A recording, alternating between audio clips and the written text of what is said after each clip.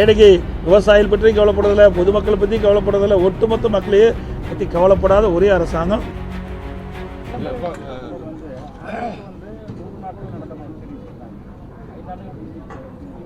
இதெல்லாம் சட்டமன்றத்தில் பேசலான்னு இருந்தேன், நீங்கள் இப்போவே கேட்டுட்டீங்க. இது ஒரு அறிவிப்பை செஞ்சாங்க, 525 அறிவிப்புகள் வெளியிட்டாங்க. அதில் 1/4 அறிவிப்புகள் தான் நிறைவேற்றிருக்கிறாங்க. எஞ்சிய அறிவிப்புகள் நிறைவேற்றப்படலை.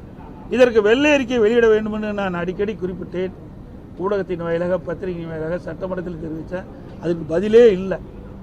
ஆனால் முதலமைச்சர், திராவிட முன்னேற்ற கழகத்தில் இருக்கின்ற அமைச்சர்கள் பெரும்பாலானோர் 95% அறிவிப்புகள் நிறைவேற்றப்பட்டதாக சொல்கிறாங்க.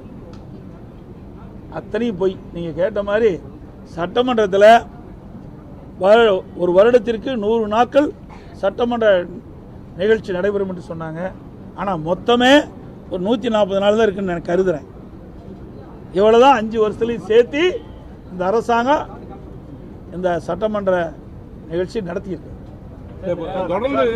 தொடர்ந்து போராட்டம், கிராம உதவியாளர் போராட்டம் ஒரு பக்கம், ஊராட்சி செயலாளர் ஒரு போராட்டம், விவசாயிகள், கறிக்கோழி விவசாயிகள் அந்த போராட்டம் தொடர்ந்து நடந்துட்டு இன்னும் முடிஞ்ச பாடு இல்லை.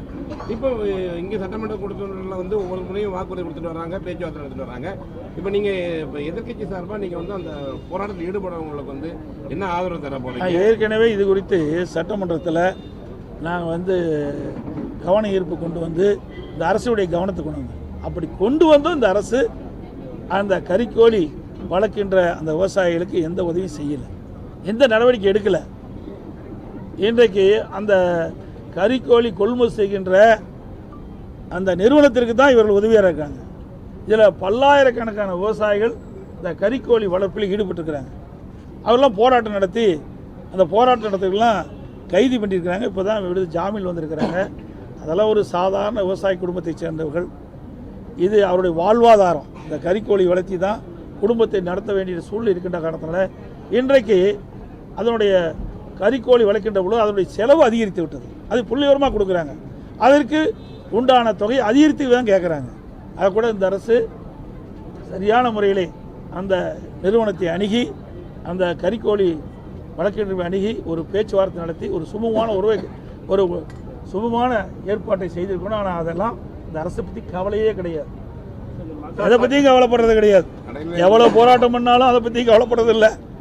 இன்னைக்கு விவசாயிகள் பற்றியும் கவலைப்படுறதில்லை, பொதுமக்களை பற்றியும் கவலைப்படுறதில்லை, ஒட்டுமொத்த மக்களையே பற்றி கவலைப்படாத ஒரே அரசாங்கம் திமுக அரசாங்கம்.